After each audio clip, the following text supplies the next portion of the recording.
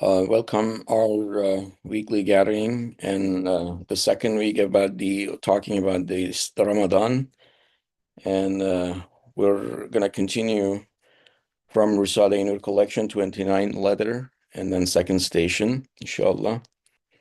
And our panelists today again, Colin Hoca from UK, and then Bakar Hocam from US, and I'll be trying to moderate, inshallah, this week gathering.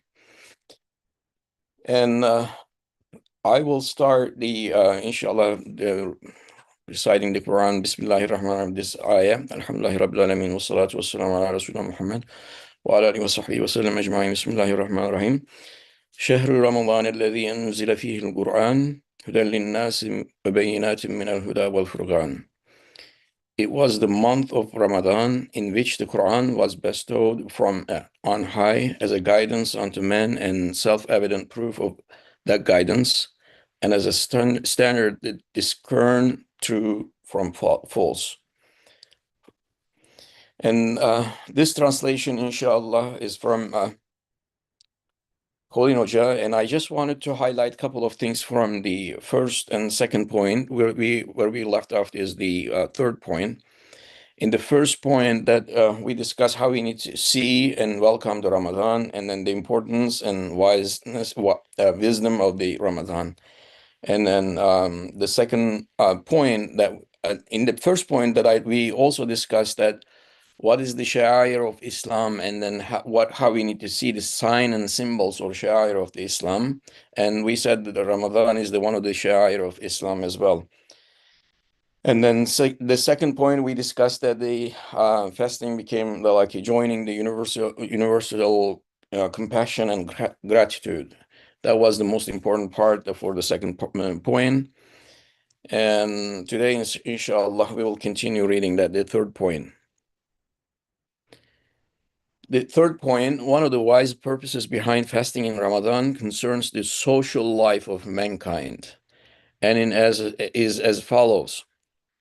Human beings have been created differently as far as the nature of their livelihoods is concerned. As a result of this difference, God Almighty asked the rich to help the poor.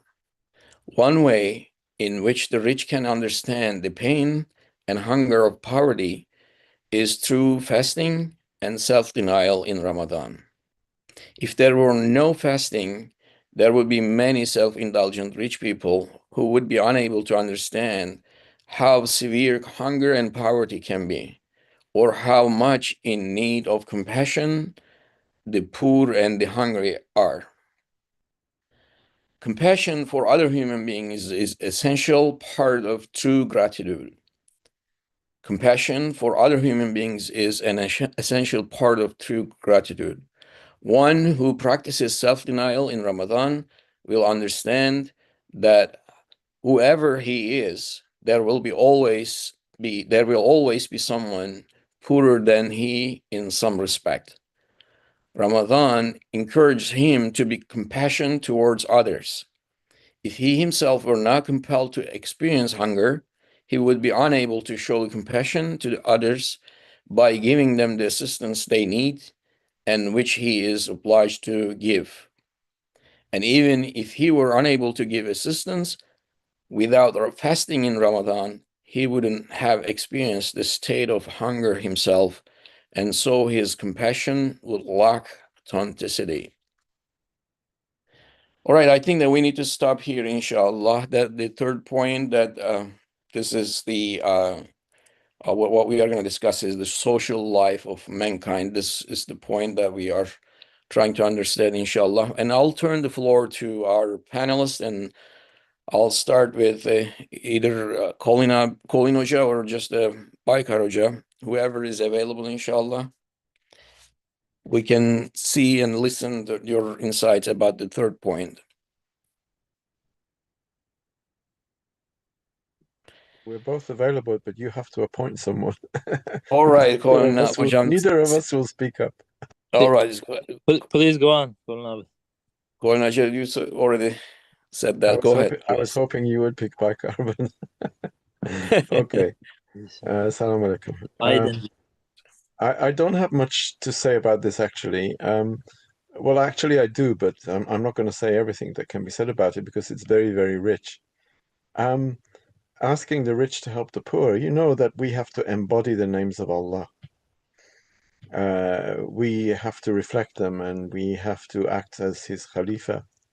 And what struck me is asking the rich to help the poor is actually embodying divine compassion because Allah is Ghani and we are Faqir, and He is always enriching us. He is always enriching the poor. And therefore, it's not just an issue of, finding the compassion and then, giving food or giving money or helping the poor. It's the fact that we are supposed to reflect the divine, how can we say, the divine giving, the divine bestowal. We have to reflect that. This is very important because, all of the patterns that exist in Malakut also exist in Mulk in an embodied form. So, how do we reflect God's bestowment of sustenance and all of the other things that He gives us? We help the poor. There is a hierarchy, um, and we have to embody that hierarchy. Also, the second thing which struck me was it's talking about the rich. Now, Ustad obviously has to appeal to the lowest common denominator of reader, and a lot of people do think in black and white terms, rich and poor. But here, I think rich doesn't mean what I understand as rich, because from the point of view of money, I'm not rich, but from the point of view of having things, I am much richer than most people. If richness is in the ability never to be hungry, then I have that ability. And so we shouldn't think that this is just addressing the rich. This is addressing us. We may not be money rich, we may not have lots of gold and possessions, but we may be in a situation where we can eat 3 meals a day and where we never actually go hungry. So we are being addressed here, not just those who are crazily rich. Anyone who is able to get through the day without being hungry needs to taste hunger, not just to help the poor, but also to understand what compassion is, to understand through ajz and faqr what we actually receive from Allah the whole time, which is embodied compassion, embodied bestowment. And we have to feel our ajz and faqr in order to understand, first of all, His names, and secondly, to do our duty by helping the poor. And if there were no fasting, how would we do it? Ustad talks about self-indulgent rich people, but let's just say self-indulgent people. We never get hungry. I mean, in the first world, the so-called developed world, no one really ever tastes hunger. And as soon as they do, they eat something. They don't actually taste persistent hunger, continuous hunger throughout the day. Just as some people who are very poor, both in terms of money and in other terms, they are constantly hungry. Very rarely are they able to fill their stomachs. So fasting, apart from all of its other spiritual benefits, connects us with this. One of the realities of creation is that the rich help the poor, just as Allah, who is Ghani, enriches us who are, we who are faqir. Thanks.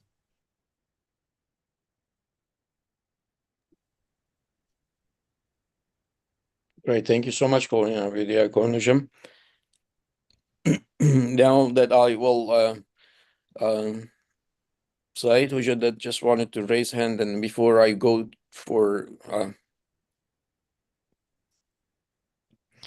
Said Hoja, go ahead and before I no, I can. Salam alaikum. I can wait my turn. By Karuza Okay. can. Yeah, please go After, on. Go ahead. Maybe that the Baykar Hoca just answer both of them questions or comments for both after your comments. Go ahead, please. Excellent. Okay, then I have actually a question here. I see the red bold statement over the second page. It's wondering me essential parts of true gratitude. Actually, I think it's the heart of the third point, my opinion, the compassion and relation with gratitude.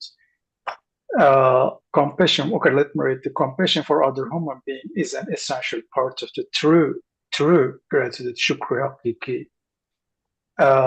My question is, what makes gratitude unauthentic? You know, we believe we are ingrateful, whatever bestowed upon us. We try. We believe we are being in gratitude to Allah, but this true gratitude, shukr hakiki, what makes gratitude unauthentic, and how can we know our gratitude is authentic one? How can we understand it? Because it says some people like do donations, helps. Like, I'm not trying to narrowing down the meaning, but just they have like seems like compassion's helping. So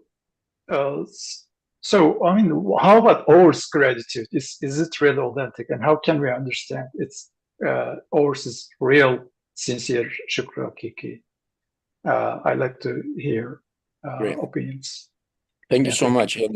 Yeah, thank you. Then Baykar Abi, when you're sharing your insight, and please just how we understand the compassion or essential part of the gratitude, and the question is that basically my understanding how we understand this sentence.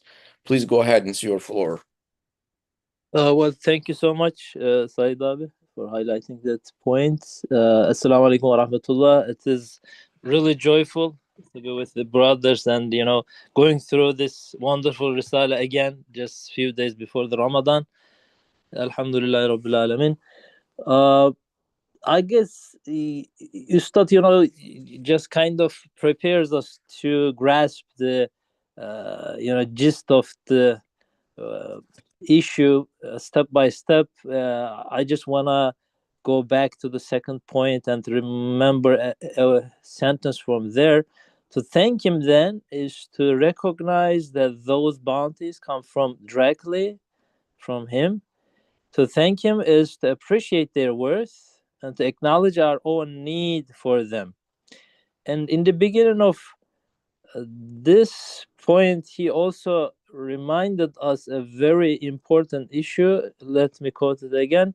Human beings have been created differently as far as the nature of their livelihoods is concerned. So most of the time, as we know, it's a big mystery. You know, our human eye, ego, self. So we really feel that you know, we are the owner, and we really mean it. We really, you know, even though many times we practice it, you know, we just talk over it, how we are sustained, how Allah subhanahu wa ta'ala just takes care of us, how we don't own our own bodies, you know, still the I continues that claim. So Ustad here, I guess, points out a little different angle.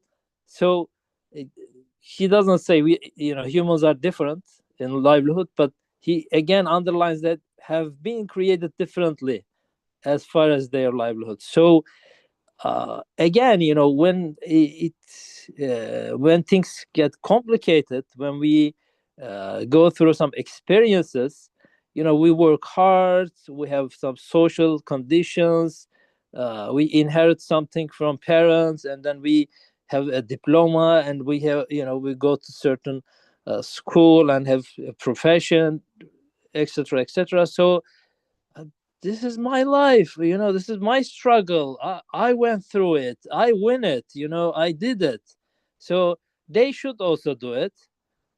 those who are in need, they should work hard. They should also, uh, take care of themselves. I can't do that for them. uh, so it's kind of, uh, now, not a trust anymore, but really I am the owner, and I am kind of giving a favor to them. I'm the one, and I'm making a favor, and they should appreciate what I'm doing here, right?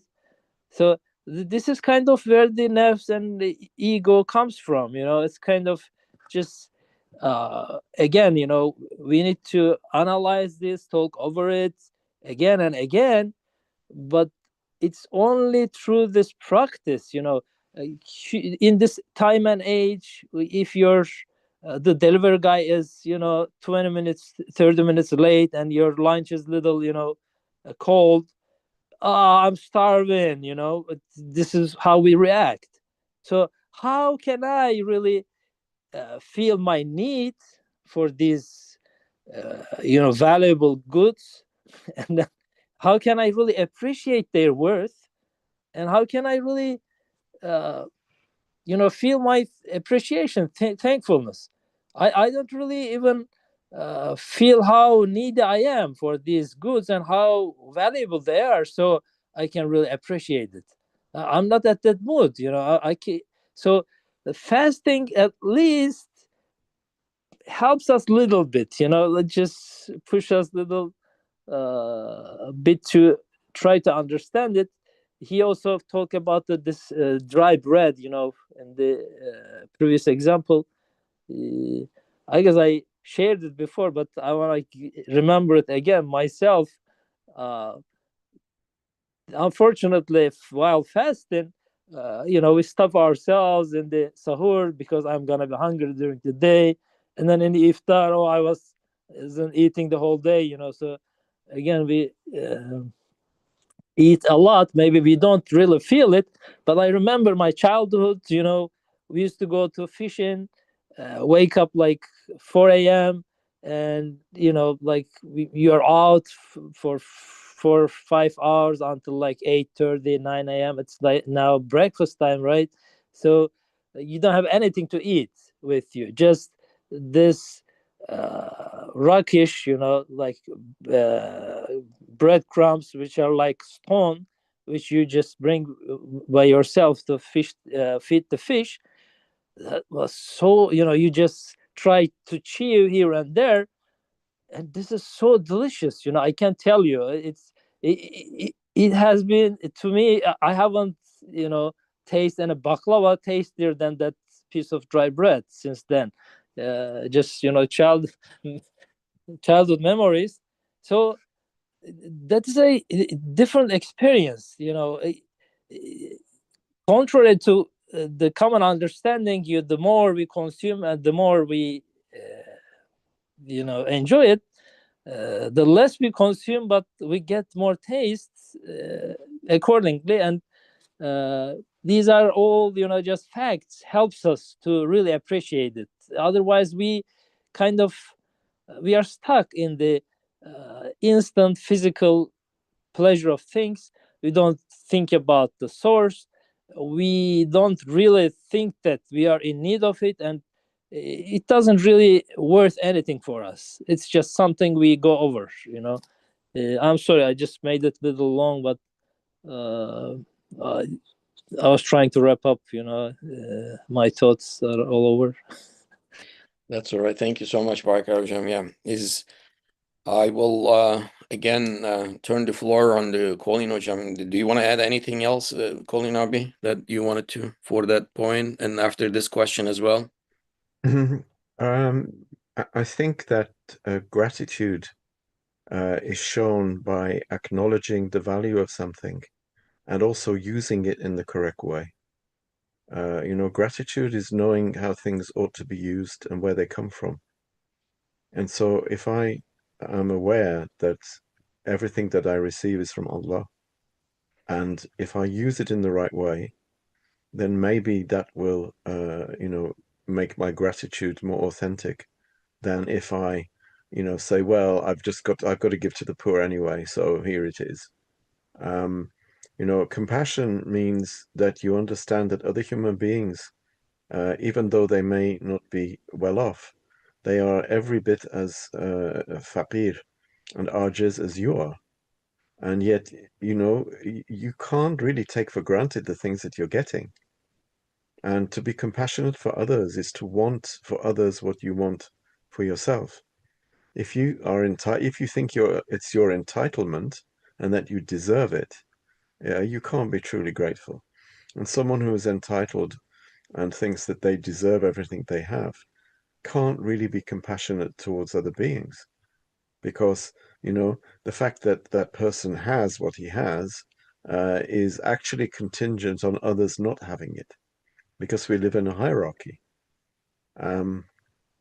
So this is how I understand this notion of compassion being an essential part of true gratitude. Great. Thanks so much, Colin Harvey. Yeah. And then I think that we discussed and summarized in what we understand. And I would like to continue, if you are okay, if there's no other questions or anything, any insights, I'll continue the fourth point as well, inshallah. Sorry, may I add one thing before you go? Sure, go ahead, please. Even in the worldly life, I just thought about that why here Ustad mentions about the food or being hunger. And then I thought that even the worldly life, if a person is generous, generally they invite people to a dinner for the food generally. So, for example, if I invite Colin Hocam to tea time, if I say, would you please come to drink tea with me? It doesn't value as like inviting person to a dinner, like to eat Adana kebab, for example. So it just came to my mind that being hunger is therefore really, really, how can I say, valuable for human being to break some of the egos, to understand it deeply, because the worldly life also requires that to generally, as you know, people's daily routine is related to the food.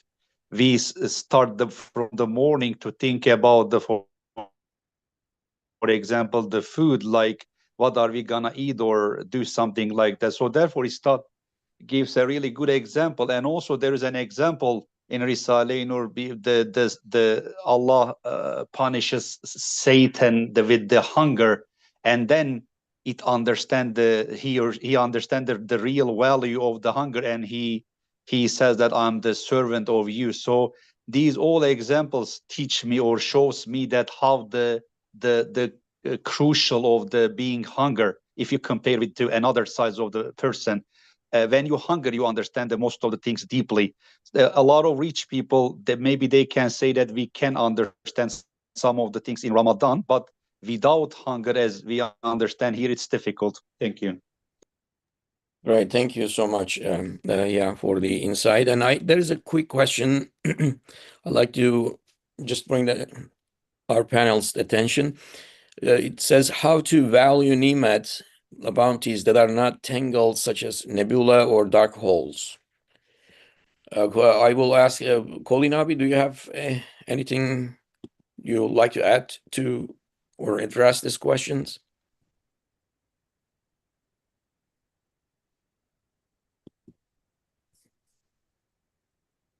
Well, I can try. Sorry, Just Go ahead.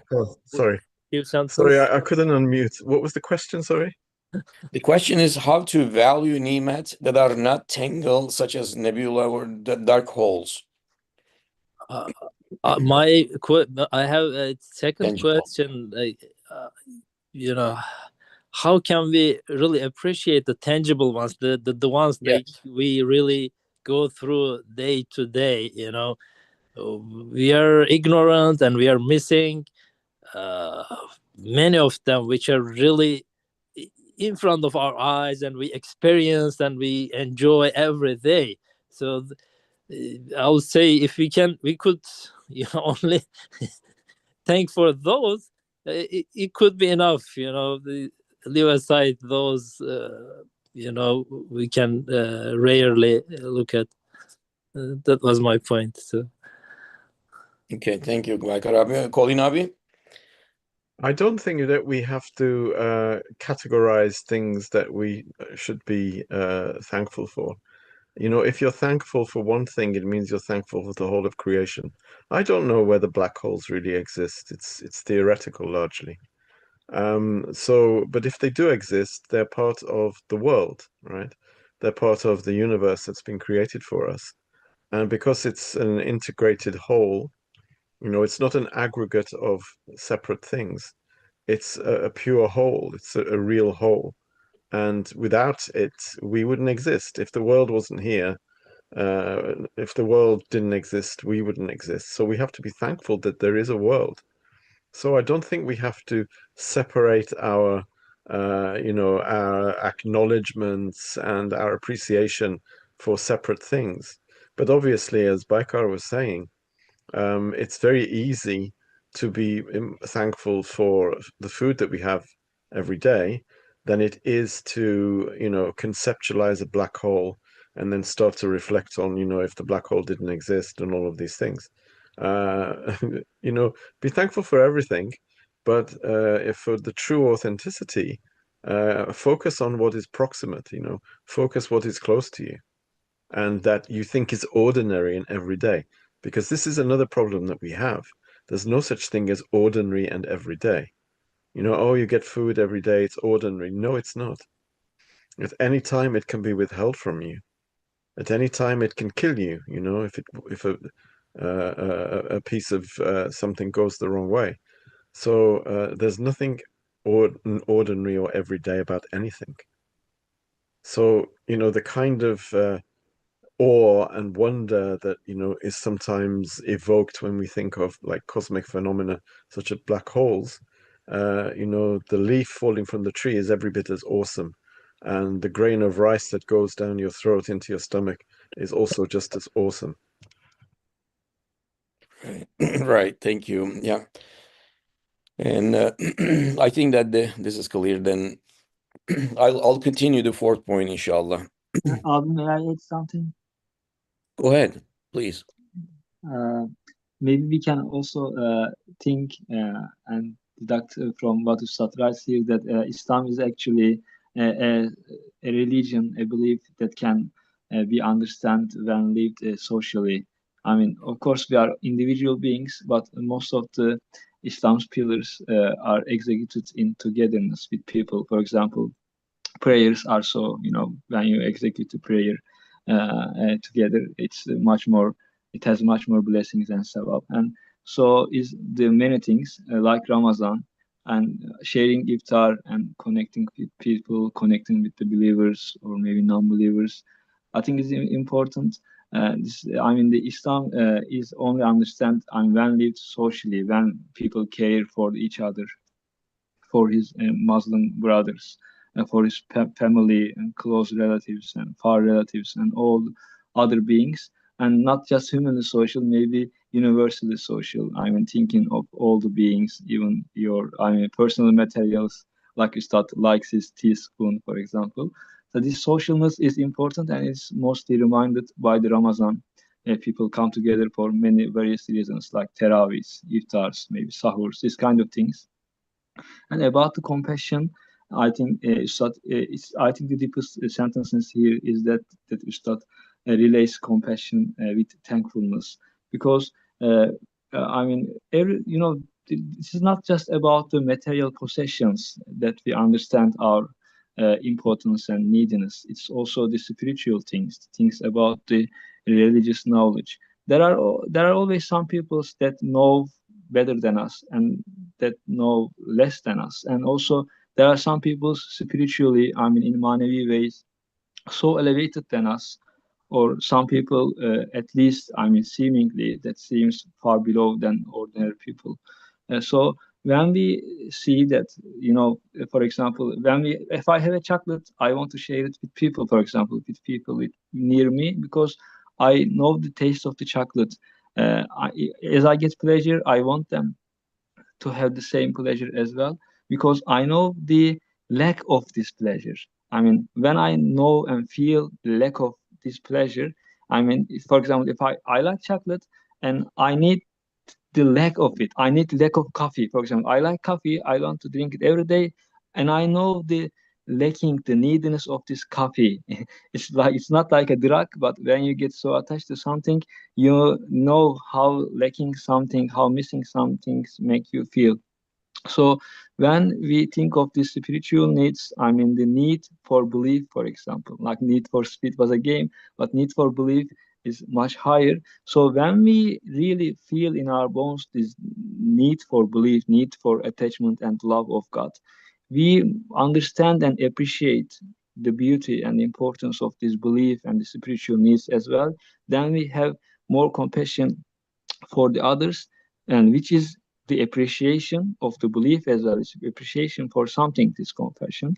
Then that leads to the real thankfulness, because I know that if I mean that I could be in the position as well of this poor person in materially or spiritually. I mean, imagine that we never know anything about the Risale. We don't know anything about these truths. Imagine our position. Now, think of all the other people. Now I have more compassion for these people because I know what lacking this spirituality means. We all have, down days that we are under the clouds spiritually. So many people, millions of people are living in these dark clouds. I mean, they can't assign meanings to the events that befall onto them. They can't know that they are actually letters from Allah. They can get no meaning from the life. So this is the darkness that they are in, and we sometimes occasionally feel some shades of this darkness. Then we understand that I could be in their position, I could be in their shoes as well. So that makes us appreciate what we have, not just materially and spiritually. And this appreciation and this understanding and this compassion is actually what leads to the real thankfulness, appreciation. And this compassion and appreciation link is really deep, I think. This is, I mean, the mashallah to start, inshallah. This is what I'm going to say. Thank you. Great. Thanks so much, Brother Belen. Yeah, that was great.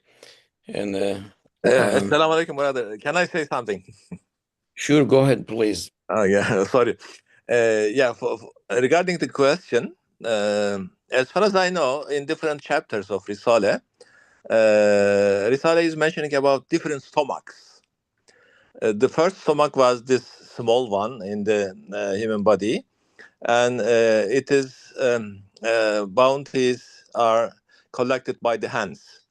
But there is another level of the stomach, which is stomach of life.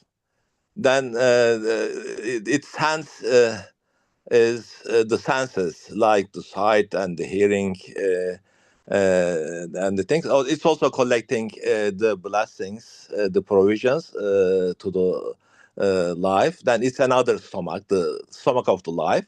The third one was stomach of the humanity.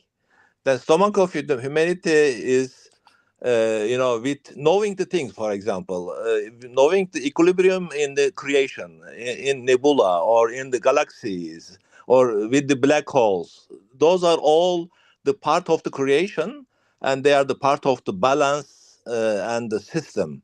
If we understand those things, then by understanding it, it's giving also like a provision, like a blessing to our stomach of humanity. Then the higher one was the stomach of the faith. Then it was much more higher.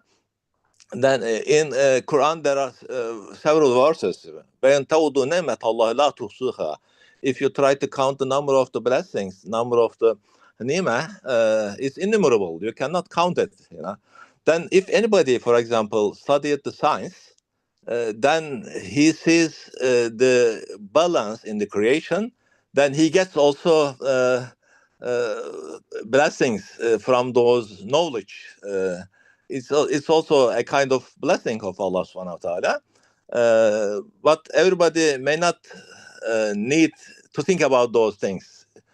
But the scientists can think about it, then their blanket is or table laden is much more maybe vast.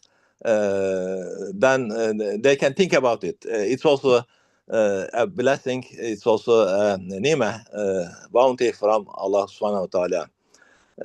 I think it depends on the different maybe level of the human beings' capacities, on their understandings or their expertise at the same time. And if anybody thinks that okay, there's a black hole in the center of the galaxy of the Milky Way, for example, and then our solar system is also rotating around this black hole, then it's also the part of the balance in the creation. Uh, then he can, by thinking of this, oh, this is the part of the creation, and it's also one part of the balance and the equilibrium. Then he can be also thankful to this, to everything. Thank you. Great. Thank you so much, Nabi Abi. Yeah, that's a great discussion. I really enjoyed it. And Brother Lion raised a hand, I guess. Go ahead, brother. Thank you very much, Abi. I have a quick question to all of you. If there was not a fasting, rich people, would they understand poor people or not? I mean, religious approach like Ramadan, how does it affect them, rich people, to understand poor people and their conditions? This is my question. Okay, great. Thanks so much for the question. I will just turn this to our panelists, inshallah. Baykar Abi, what would you like to say to, or how would you answer this question? Well, again, brothers just put it nicely. It works, I guess, both ways. So, brother Said, I guess, was talking about or Blen. So we lack the authenticity of the compassion, and when we get this compassion, it's helps us to have the gratitude, but it also works the other way around, I guess. When we really have this authentic gratitude, when we are really thankful for what Allah has given us, then we can only have this authentic compassion.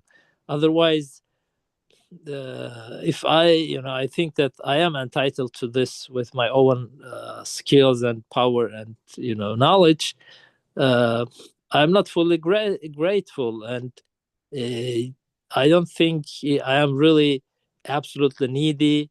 So I'm kind of thinking that I am achieving these things by myself, and then others should do the same thing.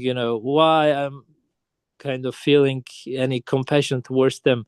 Unfortunately, it's a very common practice. In the beginning, I guess Colin Abi reminded us, many people are helping, giving donations and, uh, doing other stuff, human the stuff. So, but at the end of the day, if I really feel that this is something I'm doing as a favor to the others, I'm not really uh,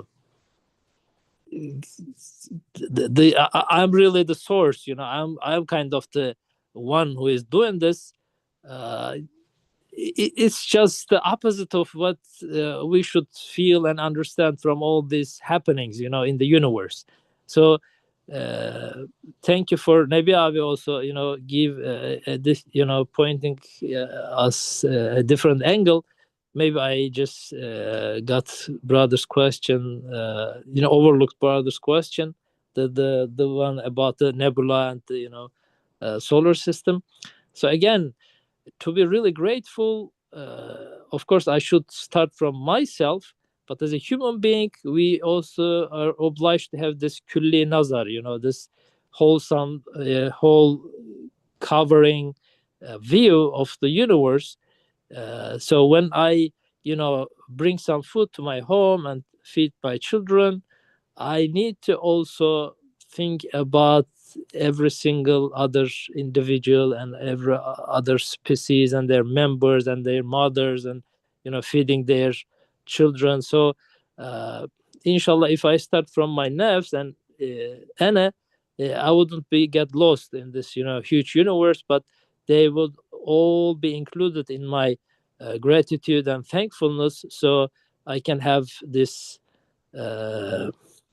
you know, um, the wholesome view of that words as a Khalifa on the earth, that we should really offer this global, universal thankfulness to Allah subhanahu wa ta'ala. Otherwise, we are either so narrow in our views, we just direct it to our own daily stuff that, we enjoy here and there, some favors, and forget about all these, universe is working for us from A to Z. Uh, this, and on the other side, many things also we face day to day life. We just, don't think about those things as a favor or as something that we need to uh, thank.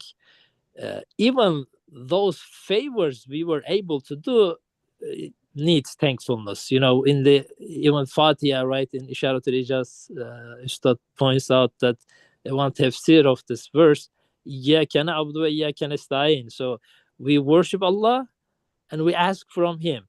So one tafsir says even we need to ask from Him to be able to worship Him. So the thanks brings more thanks, and it's kind of enriched all this worshipful attitude. Yeah, great. Thank you so much, Baykarabi. And then, Kolinabi, do you want to add anything what Baykarabi said, or about the questions as well? The Please. question was if Ramadan didn't exist, then how would we understand and find compassion for those who are poorer than us? That's what I understood. Yeah, go That's ahead, what I please. understood from the question. I mean, these counterfactual questions really don't have, sort of satisfying answers, because obviously it does exist, and if it didn't, there would be something in its place. But I don't see that there's anything more, how can I say, judicious and wise, wisely purposed than Ramadan. I think other ways, first of all, we have to move away from this idea that we're talking here about material richness and material poverty, because actually we're not. Deep down, these are all symbols, right? These are basically, they are placeholders for us understanding our existential poverty and our existential impotence. That is what we are shown during Ramadan, because we get weak. If we're doing Ramadan properly, we're supposed to do just basically one meal a day. Even though it's split up into two sessions. And so we're supposed to cut down on 2/3 of what we usually have. And this will, in a lot of us, it causes weakness, whether you get very, very thirsty. If you're in a hot climate, it's different. If you're in a cold climate, it's different. So there's all these things. But the point is not to feel sorry for those who are poor, is to actually try to internalize our collective ajz and faqr. Because that person who is poor in some respect is me in my existential respect, and therefore I should understand that he is my brother, and he is maybe materially poor, but also he is ajiz and faqir as I am, and therefore the compassion then is definitely incited, and it becomes authentic then, this understanding of poverty. Because just, if we look at it on the material level, I personally know what it's like to be very poor. I can easily say that. But now that I'm not poor, I've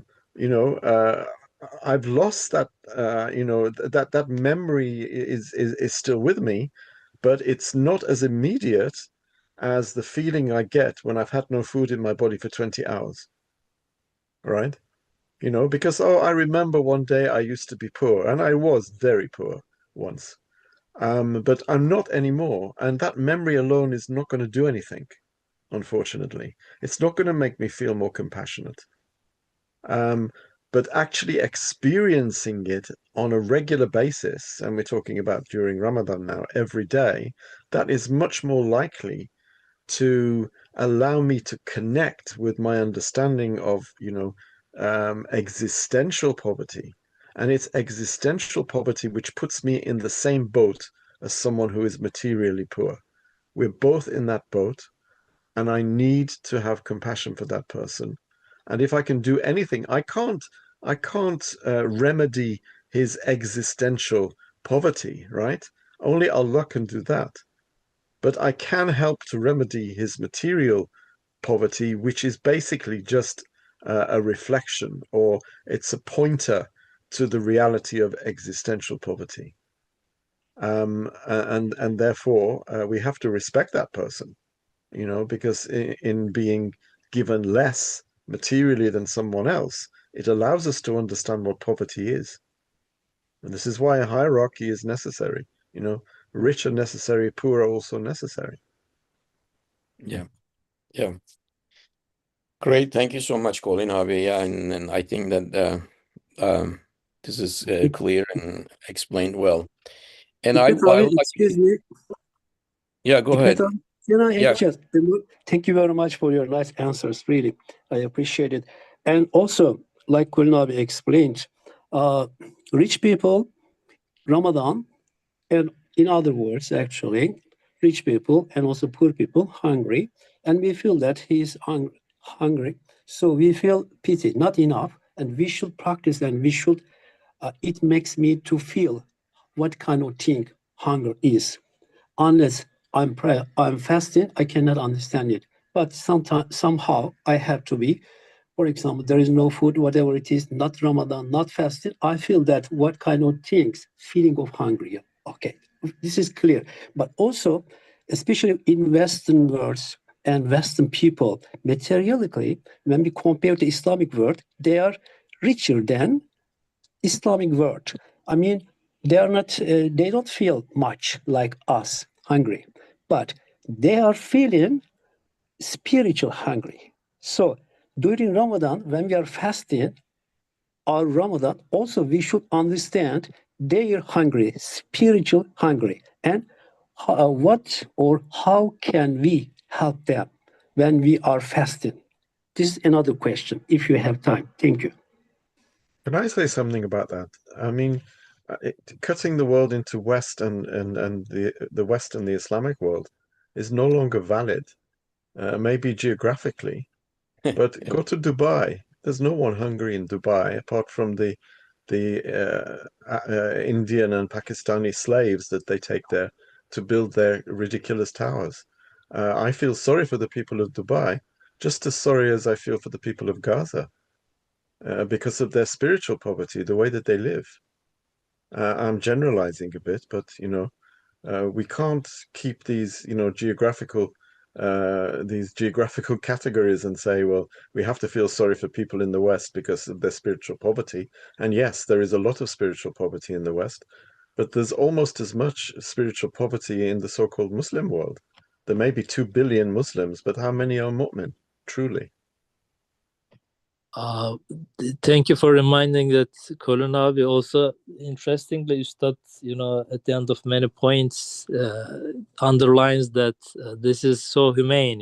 These values, these facts that we are talking about is very humanly. This is a real human experience. So we don't know who is in need of them. In most, I am, inshallah, I will be more aware of that in this Ramadan. But who knows? Maybe my next door, my own brothers. We should be, all shoulder to shoulder, try to feel the atmosphere, inshallah. Inshallah. Thank you so much. What I will do, thanks a lot that for sharing your insights. And I'll just read the fourth point and before finalize everything today, inshallah. And at least that I will read it. And the fourth point we can discuss, inshallah, next week. And if we have time, we will. The fourth point.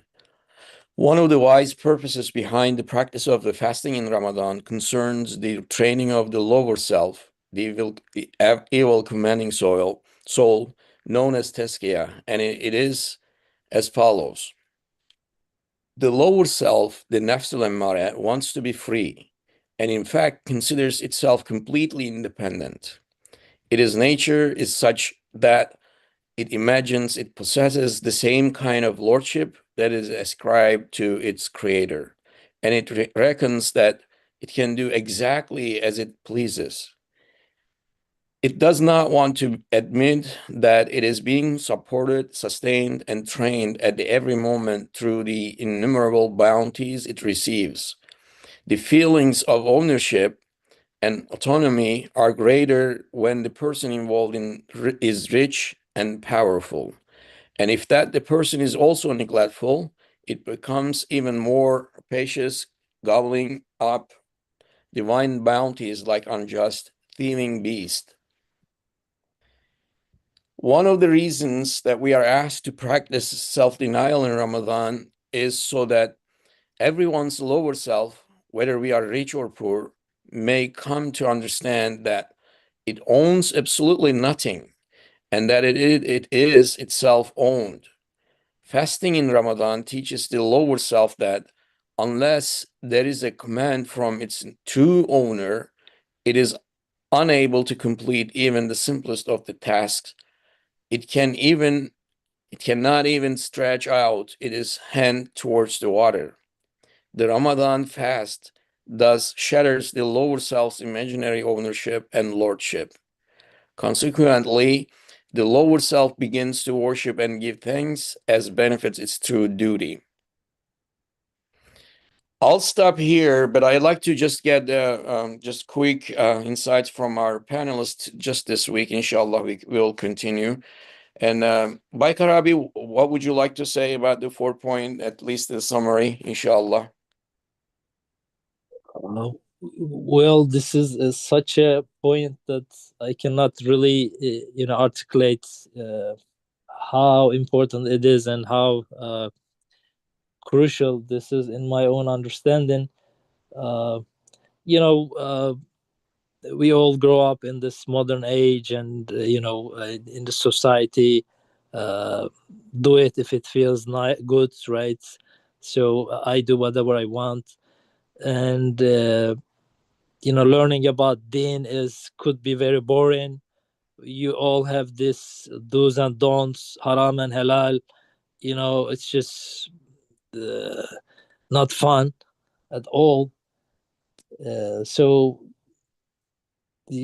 this whole 2 paragraphs is just explains everything in my mind now, because we can talk about all this ownership, all this being an abd, being ajiz, being fakir, being nothing in the presence of Allah, and just trust holders, etc., etc., day and night until morning. But unless I put my face 5 times a day on the floor, on the ground, and experience it, unless I really like those ni'mah and experience it. And let me quote it again. It cannot even stretch out its hand towards water. You know, then my nafs, my ana understands that I am not the owner. When it really experiences it. Otherwise, it's just lip service. We talk over it, but if I don't really experience it, my nafs doesn't want to accept. It doesn't. That's it. There's no way out. That's why in the Quran it's always about iman and right good deeds, right? Amal, iman and amal. Amal salihat. So I guess this is about it. This is the whole mystery about our human experience in this world. So we we feel that ownership really, and we know that uh, we in by as an intelligent practice, we just talk over it. But intellectual practice, we just talk over it. But unless we really experience it and go through that, and our nafs really feels it, our ana really gets it, uh, that doesn't really work. So it's all about this mystery, you know, behind all the haram and halal and those different worships and, you know, different traditions, you know, that we experience throughout our lives. Thank Great. you. Thanks so much, Baykar Abi, for the first insight. Colin Abi, what would you like to, your first insights? I know that it's a rich Yeah, just part, very quickly, please. last week we said that those who don't fast, can we call them truly human? And we decided that we can't, because Ramadan has a humanizing aspect to it, which, you know, like all of the other Arkan Islam, they all have humanizing aspects. I was thinking of Musa and Fir'aun. You know, the story of Musa and Fir'aun is not just a story. Everyone has inside him or her a possible Fir'aun and also a possible Musa. Who do you want to be? Who do you aspire to be? Who do you hope to be? In Ramadan, it addresses the Fir'auni side of the human being, the Nafs al-Ammara. So if we want to be human and not like Fir'aun, then we have to train, you know. And Ramadan is a training ground, one of the many training grounds that we have in our tradition. Thank you. Thank you so much, Colin Abi. Yeah, I think this was a great insights for the beginning. And I will stop here, inshallah, for this week, and then we will continue that discussing this 4 point, inshallah, next week. I'd like to invite Jazma Abi to just make dua for just wrapping up this session, inshallah. Jazma Abi? Yes. Go ahead. سبحانك لا علم لنا إلا ما علمتنا إنك أنت العليم الحكيم. اللهم فهمنا أسرار القرآن ووفقنا لخدمته في كل آن وزمان. O Allah, grant us understanding of the mysteries of the Quran and success in the service of it at every instant, at all times. وآخر دعوانا أن الحمد لله رب العالمين. الفاتحة.